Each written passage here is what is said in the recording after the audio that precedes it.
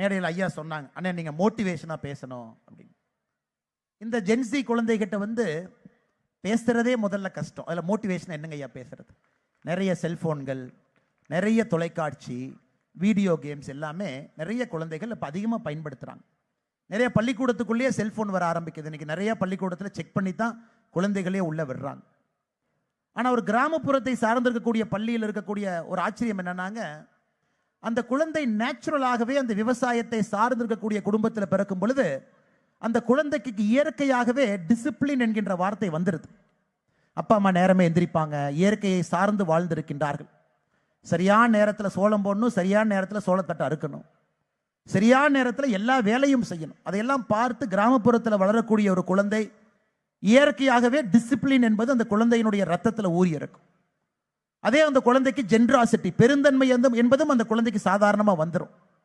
அப்பா அம்மா படுற கஷ்டம், சொந்தக்காரங்க படக்கூடிய கஷ்டம், குலதெய்வ வழிபாடு, உள்ளூரில் இருக்கக்கூடிய கோவில், அதையெல்லாம் பார்த்து அந்த குழந்தைக்கு இயற்கையாகவே கிராமப்புறத்தில் இருக்கக்கூடிய குழந்தைகளுக்கு எத்தனையோ ஒரு நல்ல விஷயங்கள் இயற்கையை கற்றுக் கொடுத்துருது.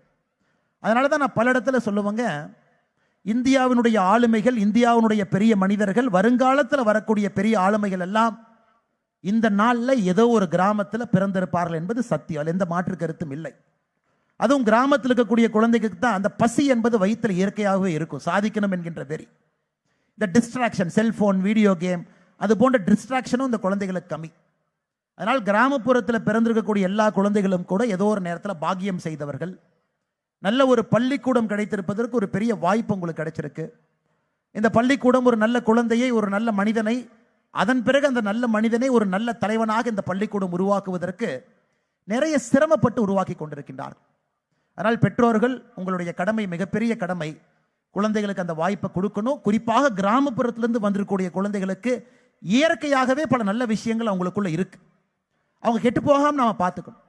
அந்த நல்ல விஷயங்களை இன்னும் மேம்படுத்தணும், அந்த நல்ல விஷயங்களை இன்னும் அதிகப்படுத்தணும்.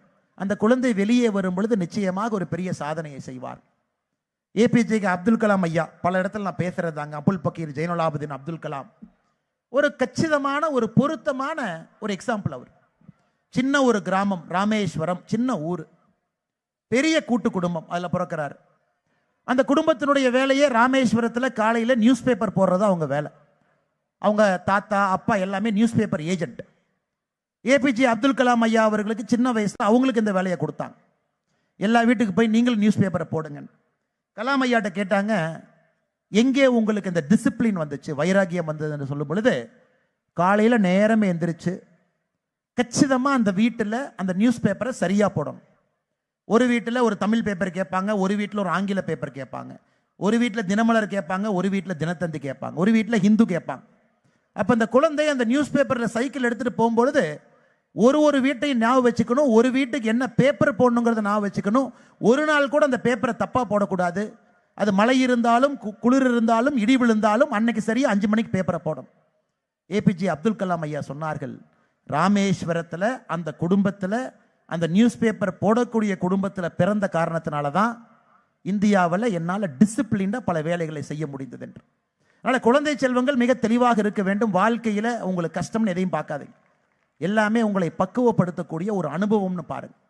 ஐயோ அப்பா அம்மா கஷ்டப்படுறாங்க, அப்பா அம்மா கூலி வேலைக்கு போகிறாங்க, அப்பா அம்மா இந்த வேலை செய்கிறாங்கன்னா உங்களை தந்தை தாய் பக்குவப்படுத்துகின்றார்கள் என்ற அர்த்தம். அதனால் ஒரு குழந்தையும் கூட தந்தை தாயினுடைய கஷ்டத்தையும் குடும்பத்தினுடைய சூழ்நிலையும் பார்த்து ஒரு வைராகியத்தோடு ஒரு குழந்தை வளர்றாங்க. அதனால் நிச்சயமாக அந்த வாய்ப்பு இந்த பகுதியில் இருக்கக்கூடிய ஜெய் ஸ்ரீராம் அகாடமியில் படிக்கக்கூடிய குழந்தை செல்வங்களுக்கு அந்த வாய்ப்பு கிடைத்திருக்கிறது. அதனால் நிச்சயமாக எனக்கு பெரும் நம்பிக்கை இருக்கிறது. எப்படி ஒரு ஏபிஜே அப்துல் கலாம் ராமேஸ்வரம் என்கின்ற சிறிய நகரத்தில் கொடுத்து சென்ட் ஜோசப் காலேஜில் போய் படிக்க போகும் பொழுது கூட கையில் பணம் இல்லாமல் தன்னுடைய அக்காவினுடைய நகையை அடமானம் வைத்து, அதன் பிறகு படிப்படியாக ISRO, அதில் PSLV, ஒரு மிஷனில் பெரிய சாதனையை பிடித்து 1998 அமெரிக்காவினுடைய கண்ணில் விரலை வைத்து ஆட்டி இந்தியா ஒரு அணு ஆயுத நாடாக மாற்றி காட்டி ஏபிஜே அப்துல் கலாமுடைய ஆரம்பத்துக்கு போனீங்கன்னா ஒரு கிராமம், ஆரம்பத்துக்கு போனீங்கன்னா கஷ்டம், ஆரம்பத்துக்கு போனீங்கன்னா குடும்பத்தினுடைய சூழ்நிலை, அது எல்லா குழந்தைக்கும் இயற்கையாக கிடைத்திருக்கிறது. நிச்சயமாக அதை மேம்படுத்துவோம். கிராமப்புறத்தில் இருக்கக்கூடிய குழந்தைகள் சிறப்பாக வருவார்கள், அதில் எந்த மாற்று கருத்து இல்லை. முதல்ல குழந்தை நினச்சிக்கணும், நம்ம சென்னையில் படிக்கல, கோயம்புத்தூரில் படிக்கல, நீங்கள் கொடுவாயில் படிக்கிறனால தான் நாளைக்கு இந்தியாவில் பெரிய ஆளாக வரப்போகிறீங்க. சென்னையில் படிச்சிங்கன்னா வயிற்று பசி அந்த அளவுக்கு வராது, AC AC school first standard second standard AC school, mess சாப்பிட்டீங்கன்னா ஏசி, ஸ்கூல் வேன் ஏசி. எப்படி அந்த குழந்தைக்கு வயிற்று பசி வருங்க? எல்லா இடத்துலையும் ஏசின்னு வச்சோம்னா அந்த குழந்தை ஃப்ரிட்ஜில் இருக்கக்கூடிய வெஜிடபிளாக மட்டும்தான் வருவார். வெயில் படணும், வேர்வை வரணும், ஆடு மாட்டை பிடிக்கணும், ரோட்டில் நடந்து வரணும், அரசு பேருந்தில் ஏறணும், அரசு பேருந்தில் இறங்கணும், ஒரு கவர்மெண்ட் பஸ் ஸ்டாப்லேருந்து கஷ்டத்தை பார்க்கணும். பார்க்கக்கூடிய குழந்தை தான் ஆளுமையாக வருவார். அதனால் நிச்சயமாக கஷ்டத்தை கொடுங்க. நீங்கள் கஷ்டப்பட்டு இவ்வளோ தூரம் வந்ததுக்காக குழந்தையை பொத்தி வளர்க்காதுங்க. வாய்ப்பு கொடுங்க, உருவாக்கி கொடுங்க, வேர்வையை பார்த்து ரசிங்க. வெயில் அந்த குழந்தைகள் போகட்டும், நிச்சயமாக பெரிய ஆளுமைகளாக வருவார். இது எதற்காக பெற்றோர்களுக்கு சொல்கிறேங்கன்னா, பெற்றோர்கள் இன்னைக்கு ஐயோ நாம கஷ்டப்பட்டோம் நம்ம குழந்தை கஷ்டப்படக்கூடாது, அது தவறான ஒரு வாதம். நான் தொடர்ந்து பல இடத்துல சொல்றதுங்க. நீங்க கஷ்டப்பட்டீங்க, உங்களுக்கு வாய்ப்பு கிடைக்கல. ஆனா இன்னைக்கு நீங்க அந்த வாய்ப்பு உங்க குழந்தைக்கு கொடுத்துருக்கிறீங்க. அதனால குழந்தை கொஞ்சம் கஷ்டப்படுறாங்கன்னா விடுங்க, தவறு கிடையாது சார். ஒரு கவர்மெண்ட் பஸ்ல, டவுன் பஸ்ல வந்தா தான் அந்த குழந்தைக்கு ஏழைன்னா யாருன்னே தெரியும். சென்னையில் ஒரு குழந்தை வந்து ஏசி ஸ்கூல்ல பஸ்ல போற ஒரு குழந்தைக்கு ஏழைன்னா என்னன்னே தெரியாது. ஏழைன்னு ஒருத்தவங்க இருக்காங்களானே புரியாது. ஏழைனா சினிமா தியேட்டர்ல போய் நடிகர்கள் ஏழைக்கு உதவி செய்யறாங்கன்னா தான் ஓ இவங்க தான் ஏழையான்னு பார்க்கறாங்க. சமுதாயத்தில் எத்தனை பேர் ஏழைகள் இருக்கின்றார்கள், எத்தனை பேருக்கு நம்ம முன்னேற்றணும். எத்தனையோ ஏற்றம் இறக்கங்கள் சமுதாயத்தில் இருக்கு. எங்க பார்ப்பாங்க? இங்க தான் பார்ப்பாங்க. அதனால் குழந்தைக்கு அந்த வாய்ப்பை தயவு செய்து நீங்கள் தடுத்து விடாதீர்கள். நல்ல ஒரு வாய்ப்பை நீங்கள் உருவாக்கி கொடுக்க வேண்டும் என்று அன்போடு வேண்டி கேட்டுக்கொள்கின்றேன். பெரிய பெரிய விஷயங்களை பேசுவதை விட சிறிதாக நம்முடைய பெற்றோர்களுக்கு, குழந்தைகளுக்கு 3 விஷயத்தை உங்கள் முன்னால் சமர்ப்பிக்கின்றேன். காரணம், நீங்கள் எல்லாம் அறிவாளிகள், என்னை விட வாழ்க்கையை அதிகமாக பார்த்தவர்கள். காலத்தினுடைய கட்டாயம், நான் மேடையின் மீது, நீங்க மேடை கீழ் இருக்கிறீங்க. உங்களுக்கு மைக்கை கொடுத்து பேசுங்கன்னு சொன்னா என்னை விட அருமையா, அற்புதமா, சூப்பரா நீங்க பேசுவீங்க. ஆனா இன்னைக்கு பேச வேண்டிய கட்டாயம் எனக்கு இருக்கிறனால நான் பேசுறேங்க ஐயா. ஏன்னா உங்களுக்கு அந்த அளவுக்கு இயற்கை அந்த அறிவை கொடுத்திருக்கிறது. கஷ்டப்பட்டு விவசாயம் செய்யக்கூடிய ஒரு விவசாயிக்கு இந்த மேடையில் இருக்கக்கூடிய எல்லா மனிதர்களை விட அதிக அறிவு இருக்கும். இருந்தும் ஒரு 3 விஷயத்தை உங்கள் முன்னால் வைக்கின்றேன். எல்லா குழந்தைகளுக்குமே இன்னைக்கு விராட் கோலி தெரியும். விராட் கோலி உங்களுக்கு தெரியும், கிரிக்கெட்டர் தெரியுமா? தெரியுங்களா? விராட் கோலி தெரியுமா? தெரியாது. எல்லா குழந்தைகளுக்கும் தெரியும். உங்களுக்கு விராட் கோலி பிடிக்குமா? ஓகே, பிடிக்கும். பெரிய பிளேயர், நல்லா விளையாடுறாரு, சூப்பர். குழந்தைகள் நன்றாக என்ற ஒரு விஷயத்தை உணர்ந்து கொள்ள வேண்டும். 2016 2016 வெஸ்ட் இண்டீஸ்ல ஒரு டெஸ்ட் நடக்குதுங்க. அன்னைக்கு இந்தியாவுடைய சீஃப் செலக்டரா சந்தீப் பாட்டீல் இருக்கார். ஆன்டிகுவாங்கிற ஊர்ல காலையில் சந்தீப் பட்டேல் அவருடைய ஒய்ஃபும் நடந்து வாக்கிங் போறாங்க. எத்தனை மணிக்கு போறாங்க? காலைல 5 மணிக்கு போறாங்க. அந்த இருட்டில் ஒரு உருவம் பீச் பக்கத்தில் இருக்கிற பாறை மேல உட்கார்ந்துருக்கு. சந்தீப் பட்டேலுக்கு ஆச்சரியம், பார்க்கறதுக்கு இந்தியன் மாதிரி இருக்கிறாங்க, யார் பாறையின் மீது உட்கார்ந்து இருக்கிறாங்கன்னு ஆன்டிகுவால 2016 கிட்ட போய் பார்க்கறாரு. விராட் கோலி யோகா மேட் போட்டு யோகா பண்ணிட்டு இருக்கார். சந்தீப் பட்டேலுக்கு பயங்கர ஆச்சரியம். நேற்று வெஸ்ட் இண்டீஸ் பேட்டிங் பண்ணிட்டாங்க, காலையில் 5 மணிக்கு இந்த மனுஷன் யோகா பண்ணிட்டு இருக்கான். அதன் பிறகு விராட் கோலி 45 நிமிடம் ஜிம்முக்கு போறார். அதன் பிறகு அன்னைக்கு செகண்ட் டே டெஸ்ட் மேட்ச் போறாரு, 100 ஸ்கோர் பண்றாரு. சாயந்தரம் மறுபடியும் ஜிம்முக்கு போறார். இதுல இருந்து கிடைக்கக்கூடிய பாடம் என்ன? நமக்கு ஒரு விஷயத்தின் மீது ஆசை இருந்தாலும் டிசிப்ளின் இருந்தால் மட்டும்தான் அந்த விஷயம் நமக்கு கிடைக்கும் என்பது இதுல இருந்து கிடைக்கக்கூடிய பாடம். விராட் கோலி ரஞ்சி டிராஃபி ஆடுற ரயில்வேஸோட முத நாள் முடிஞ்சிருச்சு, சாயந்தரம் வர்றாங்க, அப்பா இறந்து போயிடுறாங்க. Virat Kohli's own father died up, அப்பா இறந்துடுறாங்க. அடுத்த நாள் ரஞ்சி டிராஃபி ஆட போறார். Second day goes and plays, 87 run அடிக்கிறார். சாயந்தரம் தான் அவங்க அப்பாவுடைய காரியத்தில் அவர் பங்கேற்கிறார். Extreme discipline. ஒரு விஷயம் எனக்கு வேணும், அது தவமாக எடுத்துக்கொள்ளக்கூடிய ஒரு மனப்பக்குவம், அதற்காக தன்னுடைய உயிரையே கொடுக்கக்கூடிய ஒரு எண்ணம். Extreme discipline. இதை செய்யணும், இது செஞ்சா மட்டும்தான் நான் ஜெயிப்பேன். ஏன்னா எல்லா குழந்தைகளுக்கும் இன்னைக்கு அது இருக்கு. ஸ்கேட்டிங் நல்லா விளையாடுறாங்க சார், கராத்தே அருமையா பண்றாங்க, நல்ல டான்ஸ் வருது, நல்ல பாட்டு பாடுறாங்க. எல்கேஜி குழந்தை 20 லைன் விநாயகர் ராகவல் பாருங்க, எத்தனை லைன் பாடுறாங்க பாருங்க. எல்கேஜி குழந்தைகள் எவ்வளவு தெளிவா பாடுறாங்க. ஸோ அடிப்படையில் நமக்கு அந்த ஏக்கம், தாகம், அறிவு இருக்கு. நாம் அந்த குழந்தையை தூண்டி விடணும், எக்ஸ்ட்ரீம் டிசிப்ளின் கொண்டு போகணும். அந்த குழந்தை அதை கொண்டு போகும் பொழுது they become வேர்ல்டு சாம்பியன். ஐயா, நமக்கு இன்னைக்கு லோக்கல்ல ஜெயிக்கிறவங்க யாரு வேண்டாம், இன்டர்நேஷனல்ல ஜெயிக்கிறவங்க நம்ம நாட்டுக்கு இன்னைக்கு வேணும். மோடி அவர்கள் அடிக்கடி சொல்வது என்னன்னாங்க, உள்ளூர் பந்தயத்திலிருந்து ஒலிம்பிக் பந்தயத்தில் கோல்டு வாங்கக்கூடிய குழந்தையை நம்முடைய நாடு உருவாக்கணும். அந்த குழந்தை எப்படிங்க உருவாக்க முடியும்? எக்ஸ்ட்ரீம் டிசிப்ளின் மட்டும்தான். அதனால குழந்தைகள் நன்றாக புரிந்து கொள்ள வேண்டும். எங்க அப்பா அம்மா என்னை மிரட்டுறாங்க, திட்டுறாங்க, சொல்றாங்க, காலைல நேரமே எந்திரிங்கன்னு சொல்றாங்க, ஹோம்ஒர்க் பண்ணிட்டு தான் நைட்டு தூங்கணும்னு சொல்றாங்க, காலைல ஹோம்ஒர்க் பண்ணிட்டியான்னு நோட்டை செக் பண்றாங்க, வீட்டுக்கு போனோடனே மிஸ் ஹோம்ஒர்க் நோட்டில் என்ன எழுதியிருக்காங்கன்னு பார்க்குறாங்க. ஏன்னா எங்க வீட்டில் டெய்லி இது நடக்கிறனால நான் சொல்றேன். அதனால நீங்க முகம் சொல்லிக்கூடாது. அதையெல்லாம் செய்தால்தான் நீங்க டாக்டர், அதையெல்லாம் செஞ்சாதான் நீங்க இன்ஜினியர், அதையெல்லாம் செஞ்சாதான் நீங்க ஐஏஎஸ் ஆஃபீஸர், அதையெல்லாம் செஞ்சாதான் நீங்க ஐபிஎஸ் ஆஃபீஸர். எப்படி ஒரு கிரிக்கெட் விளையாடக்கூடிய விராட் கோலி முழுமையாக அந்த நாளை பயன்படுத்திக் கொள்கின்றாரோ, அதுபோல் இந்த பள்ளிக்கூடத்தில் இருக்கக்கூடிய குழந்தை முழுமையாக அதை நீங்க பயன்படுத்திக்கணும். Extreme discipline. வீட்டில் போய் ஒரு பேப்பர் எழுதி மாட்டி வச்சிருங்க. டிசிப்ளின், டிசிப்ளினை ஃபாலோ பண்ணுங்க. டைம், ஸ்கூல் டைமுக்கு வரணும், ஒரு நிமிஷம் லேட் பண்ணாது. சில பேர் சொல்லுவாங்க, ஏதாச்சும் கட்டடிச்சிடலாமா, காலைல வெளியே வந்தோடனே அம்மா பாருங்கம்மா கலெக்டர் ஆஃபீஸில் இன்னைக்கு மழை வந்ததுக்காக லீவ் விட்டாங்களா பார்த்து சொல்லுங்க, இன்னைக்கு ஸ்கூல் லீவா, ஸ்கூல் இருக்கா. உங்கள் வேலை படிப்பது. மழையே வந்தாலும் இடியே வந்தாலும் நீங்கள் பஸ்ஸை பிடிச்சி ஸ்கூலுக்கு வந்து படிச்சுட்டு போகணும். அது எக்ஸ்ட்ரீம் டிசிப்ளின். சனிக்கிழமை ஞாயிற்றுக்கிழமை லீவு விடுறத தவிர எல்லா நாளும் படிப்பு படிப்பு படிப்புன்னு இருந்தால் மட்டும்தான் கொடுவாயிலிருந்து வரக்கூடிய ஒரு குழந்தை நாளை புதுடெல்லியில் ஆளுமையில் ஒரு பெரிய உயரத்தில் போய் அந்த குழந்தை உட்கார முடியும். அது எப்பவுமே மறந்துடாது. டிசிப்ளின் என்கின்ற வார்த்தை எழுதி உங்கள் வீட்டில் ஒட்டி வச்சிருக்கு. அது எப்பொழுதுமே ஒரு செகண்ட் கூட எங்கேயும் விட்டுறாது. ஒரு அருமையான டென்னிஸ் பிளேயர் இருக்காருங்க, நோவக் ஜோகோவிக். கேள்விப்பட்டிருக்கீங்களா? ஜோகோவிச் ஒரு டென்னிஸ் பிளேயர், வேர்ல்டு நம்பர் 1, நல்ல ஒரு பிளேயர். சமீபத்தில் அவருடைய புத்தகத்தை படிக்கும் பொழுது ஒரு வார்த்தையை பார்த்தேன். 2012 ஆஸ்திரேலியன் ஓபன் டென்னிஸ் மேட்ச் நடக்குதுங்க, ஃபைனல். 5 மணி நேரம் 33 நிமிஷம் அந்த மேட்ச் நடக்குது. பெரிய match, longest grand slam final. அவரும் நடால் ஆடுறாங்க. எல்லாருமே சொல்றாங்க பயங்கர டயரிங்கான மேட்ச், எப்படி இவ்வளவு ஃபிட்னஸ்ல இவர் ஆடுறாரு. அதன் பிறகு ஜோகோவிச் சொல்றாரு, நான் 2008 சாக்லேட் சாப்பிட்றதை நிறுத்திட்டேன். சாக்லேட் சாப்பிட்டா என் ஃபிட்னஸ் போகுது. 2008 சாப்பிடல, 9 சாப்பிடல, 10 சாப்பிடல, 11 சாப்பிடல, 12 சாப்பிடல. 5 ஆண்டு காலம் வேர்ல்டு நம்பர் 1 டென்னிஸ் பிளேயர், சாக்லேட்டே சாப்பிடல. அதன் பிறகு கோச் சொல்றாரு, இவ்வளவு பெரிய மேட்ச் ஆடி இருக்கிறீங்க, உங்களுக்கு பிடிச்சதை சாப்பிடுங்க அப்படின்னு. இப்போ நீங்கள் நான் என்ன நினைப்போம், ஒரு பெரிய மேட்ச் ஜெயிச்சிட்டோம், நடால்கிட்ட ஜெயிச்சிட்டோம், ஒரு பெரிய சாக்லேட் வாங்கி டைரி மில்க் சாப்பிடலாம்.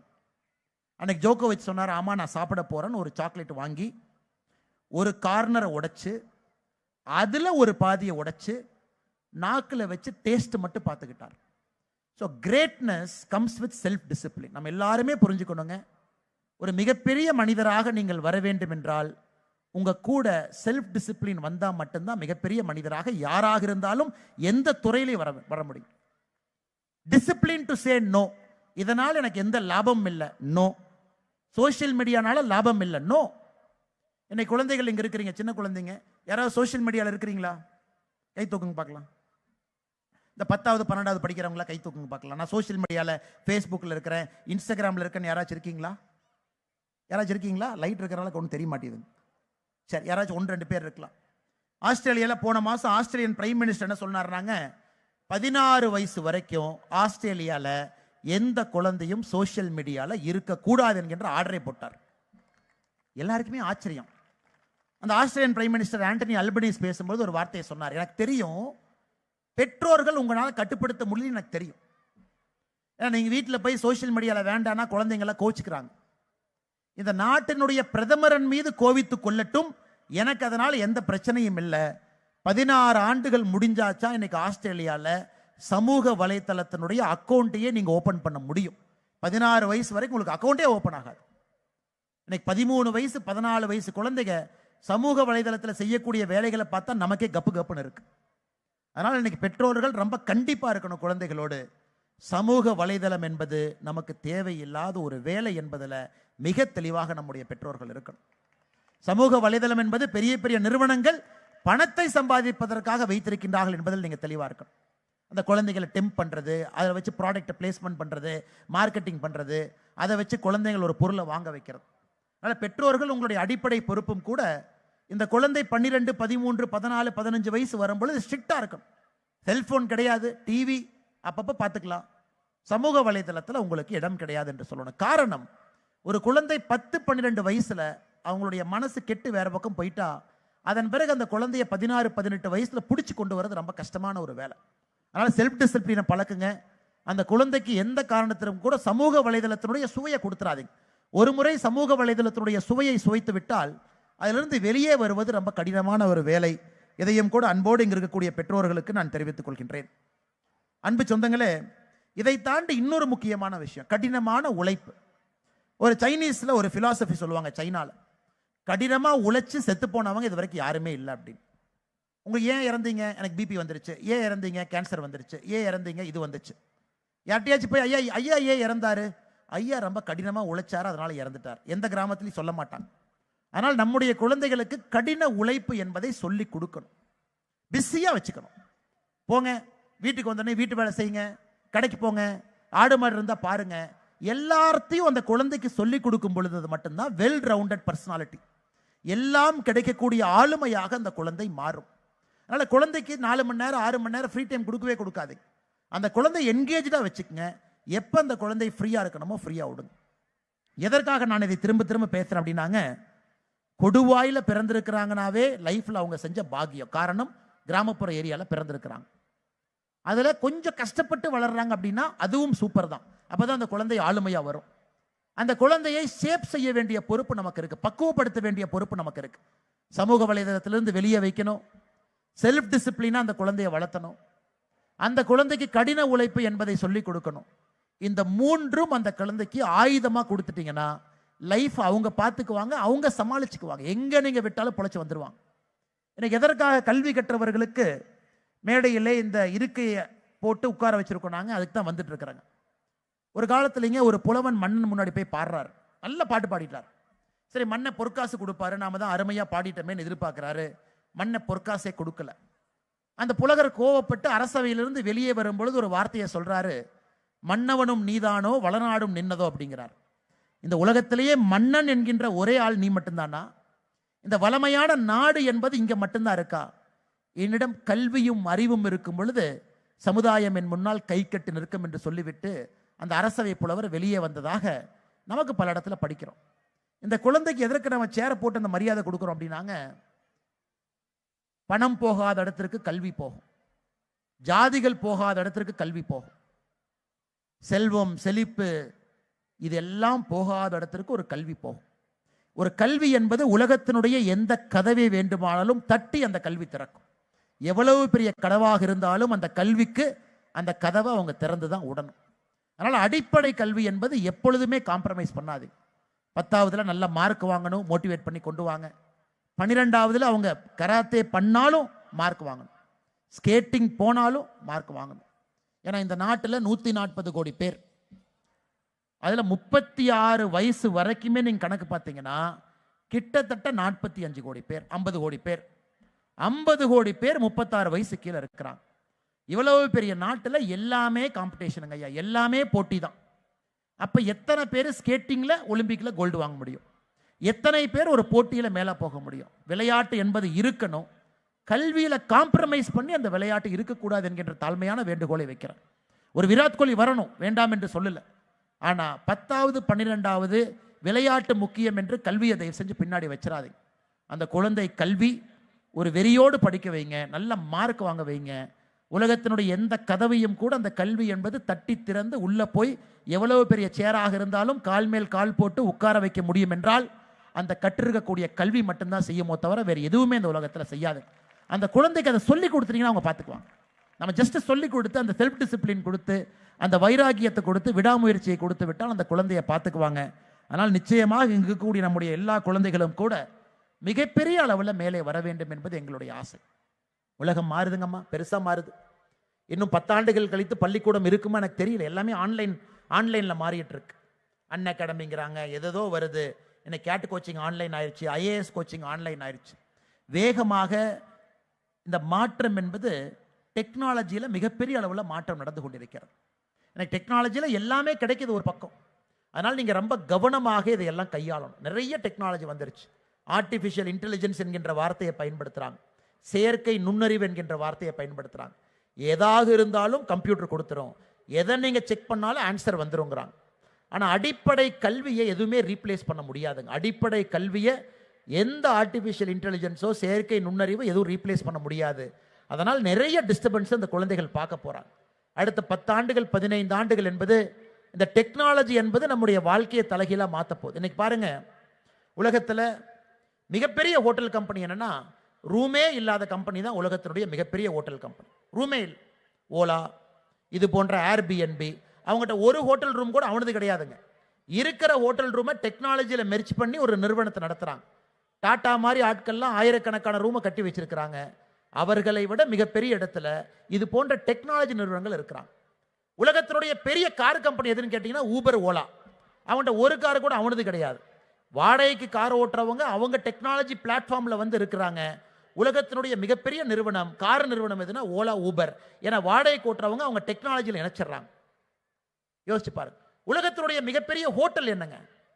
ஸ்விக்கி, ஜொமேட்டோ. ஒரு ஹோட்டல் கூட அவங்ககிட்ட கிடையாது. இருக்கிற ஹோட்டல்ல மெர்ஜ் பண்ணி அந்த இதை கொண்டு வந்து கொடுக்குறாங்க. எந்த அளவுக்கு உலகம் மாறி இருக்கு பாருங்க. அதாவது எங்கிட்ட ஒரு ஹோட்டல் ரூம் கூட கிடையாது, நான் தான் உலகத்தினுடைய மிகப்பெரிய ஹோட்டல் கம்பெனி. ஒரு கார் கூட எங்கிட்ட கிடையாது, உலகத்தினுடைய மிகப்பெரிய கார் கம்பெனி நான். ஒரு ஹோட்டல், ஒரு பரோட்டா மாஸ்டர் கிடையாது, உலகத்தினுடைய மிகப்பெரிய ஹோட்டல் கம்பெனி நான். இன்னைக்கு ஊபர், ஓலா பார்த்தீங்கன்னா ஒரு நாளைக்கு 25 லட்சம் பேர் அதை சாதாரணமாக பயன்படுத்துகிறாங்க. அன்பு சொந்தங்களே, டெக்னாலஜி வாழ்க்கையை மாற்று, அதை நம்ம புரிஞ்சுக்கணும். டிரைவர்லெஸ் கார் வரப்போகுது. இன்னைக்கு நீங்கள் சைனாவுடைய சில கம்பெனி டெஸ்லாலாம் பார்த்தீங்கன்னா அமெரிக்காவில், யூரோப்பிய நாடுகள், இந்தியாவிலேயே விரைவில் வந்துடும். டிரைவரே இல்லை, கார் ஏறி உட்காந்தீங்கன்னா கொண்டு இறக்கி விட்டுரும். இதையெல்லாம் இந்த குழந்தைகள் பார்க்க போகிறாங்க. அதனால் இந்த டெக்னாலஜி என்பது நம்முடைய வாழ்க்கையை அடிப்படையில் மாற்ற போகுது. அடுத்த 15 வருஷம் பெரிய மாற்றத்தை நம்ம எதிர்பார்க்குறோம்.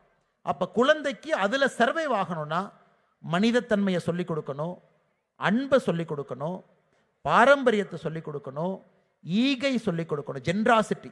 இது எல்லாம் குழந்தைக்கு சொல்லிக் கொடுக்கணும். இதை பள்ளிக்கூடத்தில் சொல்லிக் கொடுக்க முடியாது. பள்ளிக்கூடத்தில் பிசிக்ஸ் சொல்லிக் கொடுக்கலாம், கெமிஸ்ட்ரி சொல்லிக் கொடுக்கலாம், மேக்ஸ் சொல்லிக் கொடுக்கலாம். அந்த குழந்தைக்கு அன்பு என்பது வீட்டில் நீங்கள் தான் சொல்லிக் கொடுக்கணும். பள்ளிக்கூடத்தில் ஓரளவுக்கு தான். அந்த குழந்தைக்கு ஈகை, இல்லாதவங்களுக்கு உதவி பண்ணுக்கணும். டெக்னாலஜி வந்த பிறகு அந்த குழந்தை ஒரு மிஷினாக, ரோபோவாக மாறிவிடக்கூடாது. நம்ம எல்லோருக்கும் இருக்கக்கூடிய பயம், இந்த செயற்கை நுண்ணறிவு பெரிய அளவில் வரும் பொழுது மனிதத்தன்மை மறைந்து விடும் என்பதிலே நாம் எல்லோரும் கூட பெரிய அச்சத்தில், பயத்தில் இருக்கிறோம். அதனால் அந்த குழந்தைகளுக்கு அடிப்படை கல்வி முக்கியம். நல்ல மனிதர்களாக எப்படி வாழ்வது என்று சொல்வது அவசியம். அதை நிச்சயமா மறந்துடாதீங்க. பண்பு, அறிவுத்திறன், ஒழுக்கம், கடினமான முயற்சி, செல்ஃப் டிசிப்ளின், விடாமுயற்சி, இதையெல்லாம் நீங்க குழந்தைகளுக்கு சொல்லிக் கொடுக்கணும். காரணம், டெக்னாலஜி இஸ் டிஸ்டர்பிங். பெரிய அளவில் டெக்னாலஜி நம்மளை டிஸ்டர்ப் பண்ணுது. அதனால எல்லா குழந்தைகளுக்கும் இதை நீங்க ஒரு பட்டியல் மாதிரி போட்டு குழந்தை பக்குவப்படுத்தி வளர வைக்கணும். இது எல்லாம் ஏன்னா இதெல்லாம் நம்ம கொடுத்துட்டாங்க, குழந்தை பொழைச்சிக்கும். அவங்க என்ன டெக்னாலஜி வந்தாலும் அவங்க பார்த்துக்குவாங்க, என்ன மாறினாலும் அவங்க பார்த்துக்குவாங்க, எதுக்கும் பயப்பட மாட்டாங்க. இன்னைக்கு என்ன சொல்றாங்கன்னா, ஆர்டிஃபிஷியல் இன்டெலிஜென்ஸ் வந்த பிறகு இங்க இருக்கக்கூடிய எந்த குழந்தைக்கும் வேலை என்பதே இருக்காது. ஸ்கில் செட்டுக்கு அவங்க ஜாப் பண்ணுவாங்க, ஆனால் பெர்மனன்ட் வேலை இருக்காது. ஒரு வேலை செய்வாங்க, அடுத்து இன்னொரு வேலை செய்வாங்க, இன்னொரு வேலை. அந்த காலத்து மாதிரி 30 வருஷம் ஒரே வேலை, 25 வருஷம் ஒரே வேலை. என் வாழ்க்கையே 2 வேலையில என் வாழ்க்கையே முடிஞ்சு. இந்த குழந்தைகளுக்கு அந்த வாய்ப்பு இருக்காது. இவங்க எல்லாம் ஜாப் ஒர்க், ஸ்கில் செட் மாதிரி ரொம்ப ஹை எண்ட் வேலையை பார்ப்பாங்க. அப்போ பள்ளிக்கூடமும் கூட அப்படிப்பட்ட குழந்தையை தயார் செய்வதற்கு நம்முடைய கல்வி முறையும் மாறி இருக்க வேண்டும். அந்த குழந்தைக்கு அவ்வளோ டெக்னாலஜி சொல்லிக் கொடுக்கணும், ஹேண்ட்ஸ் ஆன் சொல்லிக் கொடுக்கணும். அந்த குழந்தைக்கு அவ்வளோ எக்ஸ்போஷர் இருக்கணும். கோயம்புத்தூர் போய் பார்க்கணும், சென்னை போய் பார்க்கணும். இது போன்ற வாய்ப்புகள் கிடைக்கும் பொழுதெல்லாம் அந்த குழந்தை பெரிய பெரிய ஒரு கல்வி நிறுவனத்தில் போய் என்ன நடக்குதுன்னு பார்க்கணும். அதுவும் பள்ளிக்கூடத்திற்கு ஆர்டிஃபிஷியல் இன்டெலிஜென்ஸ், செயற்கை நுண்ணறிவு காலத்திற்கு ஒரு குழந்தையை தயார் செய்ய வேண்டிய பெரிய பொறுப்பு நம்முடைய பள்ளிக்கூடத்துக்கு இருக்கு. அவங்க திறமையா இருக்கிறாங்க, தகுதியா இருக்கிறாங்க, எக்யூப்டா இருக்கிறாங்க, குழந்தைய பார்த்துக்குவாங்க. ஆனா அந்த டெக்னாலஜி வேர்ல்டில் அந்த குழந்தைக்கு அன்பு சொல்லிக் கொடுக்க, ரோபோட்ல வந்தவர் என்ன அன்புங்க, ஆப் போட்டு காரில் ஏறி உட்காடுறீங்க, எங்க இறக்கணும் இறக்கி விட்டுரும். அப்ப அந்த குழந்தைக்கு அன்பு என்பதே வாய்ப்பே கிடைக்காது. அந்த அன்பான குழந்தைகளை நாம் வளர்க்கவில்லை என்றால் அந்த குழந்தை எப்படி இந்த உலகத்தில் இன்னொரு மனிதனுக்கு உதவி செய்வதற்காக அந்த குழந்தை வாழுவாங்க. அதனால் நிச்சயமாக இதுக்கு எல்லாம் நீங்கள் முக்கியத்துவம் கொடுங்க. நான் பள்ளிக்கூடத்திலே படிக்கும் பொழுது மாரல் சயின்ஸ் இருக்கும்.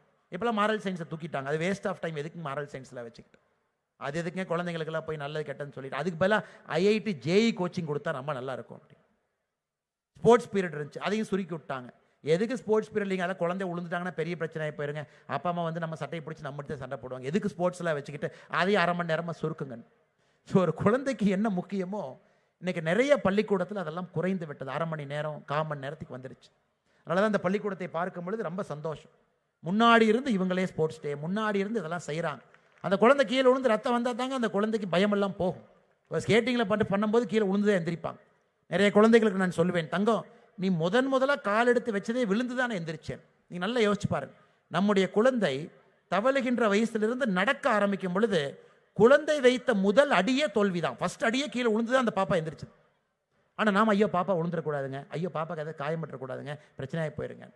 குழந்தையினுடைய வாழ்க்கை தவழ்வதிலிருந்து நடக்க ஆரம்பிக்கும் பொழுதே தோல்வியில் தான் ஒரு குழந்தையினுடைய வாழ்க்கையும் ஆரம்பித்து வெற்றியில் இன்னைக்கு இருக்கிறாங்க. அதனால் குழந்தைக்கு அந்த வாய்ப்பு கிடைக்கட்டும். நிறைய ஸ்போர்ட்ஸ் விளையாட விடுங்க.